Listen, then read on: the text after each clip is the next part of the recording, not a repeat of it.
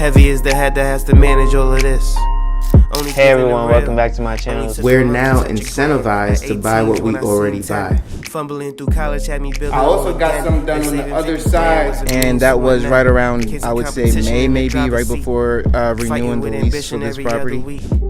Welcome to the channel, Martha. Thank you for having me here. Oh, I was going to say, I am getting up there and age, I'll tell you what. Bills paid by other people, life was never this good. I had to step back, knowing that it's...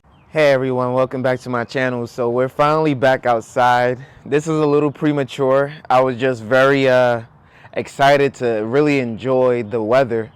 I just started planting recently, not related to the video, but I do believe that we should get back to the roots, no pun intended. And so I just started planting. My asparagus is already starting to grow, and I'm just super excited about that.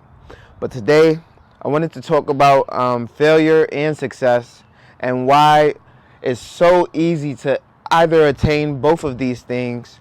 But you know, when I say it's easy, there's going to be some people in the comments that'll be like, how is it easy? You know, life is hard, X, Y, and Z. And yes, life can be hard, but ultimately we can decide, as long as we're able-bodied and able-minded, we can decide what we truly want out of life. With that being said, just as easy as it is to achieve failure, and yes, failure is an achievement because you have to either create an action to get to that failure, or you have to do something to create more of it. Whereas you can create success. Success can be very small, like making breakfast in the morning for yourself. We all had to learn to walk. That was a success, right? Then learn to run. Then learn to speak. Some people communicate better than others. It's a learned thing, and sometimes it is through your own environment in which you learn how to speak and communicate more effectively.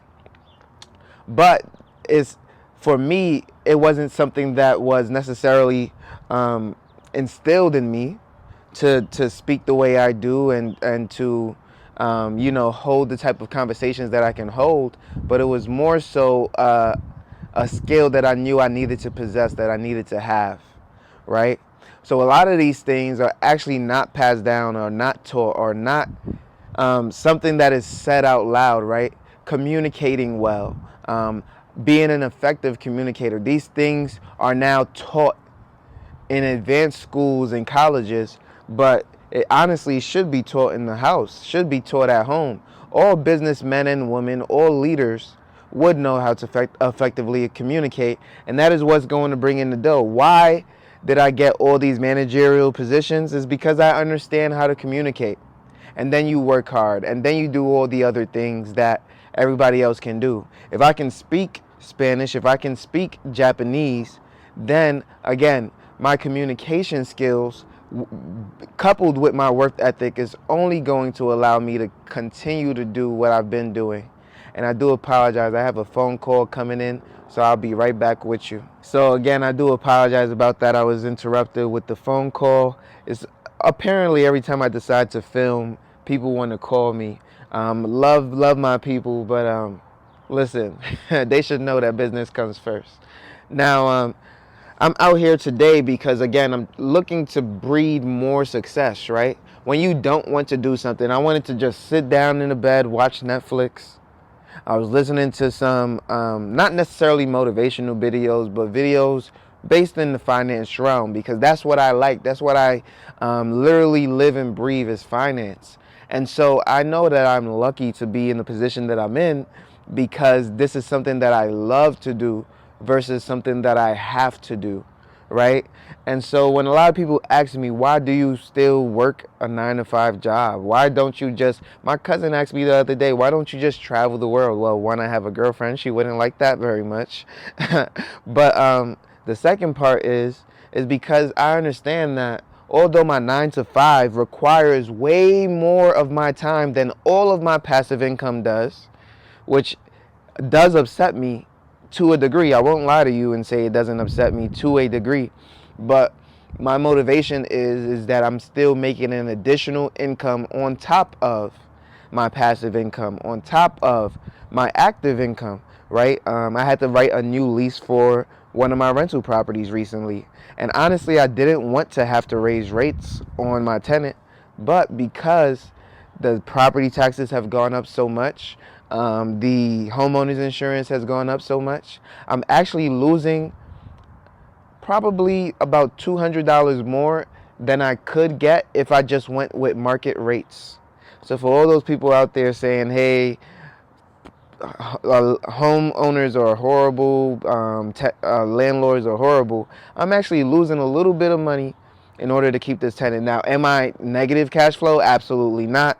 I'm still cash flowing, but I'm not nearly making as much money as I did in 2021, 2022, or even 2023, because the tax hike is just about to come into effect in May, and we're in April, so I haven't been hit with that bill yet. And then her rent increase does not kick in until June, which again will just offset that increase by a little bit. So instead of losing $500 a month from when I was really getting to it, I'll only be losing about $300 a month compared to what I was making back in 2021. So her rent will be going up to about $1,330 versus what market rents are right now is probably honestly about $1,450. And so, you know, it took a lot for me to not at least raise it to $1,350, but I knew I wouldn't raise it to $1,400 and definitely not $1,450 for this long-term tenant who's been with me since 2021. So again, no headaches whatsoever. The property value is going up in value. And this is, mind you, a tenant that has caused me no stress at all. I'm not even a big fan of being a landlord, to be honest.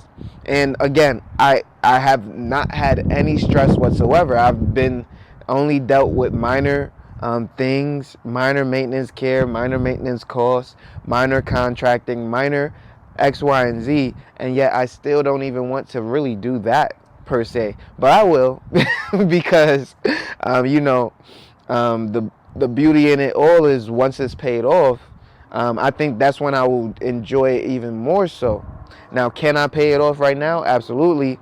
And that would, again, me being an investor, it would just breed more success to pay it off. Obviously, everybody else would say, why not just buy another property, blah, blah, blah, blah, blah. Completely understand that as well. And so, you know, there's really no wrong answer.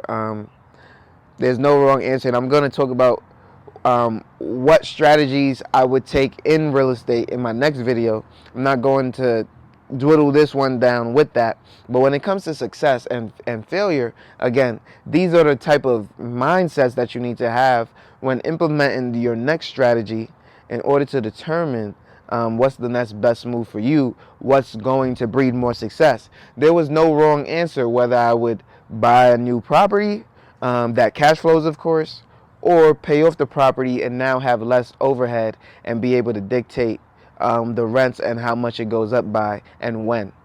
So again, that again just breeds more success, and that's why I always say money is opportunity, and this is a big thing for me because I mean the more money you have, the more opportunity you can create. Guys, I'm planting food.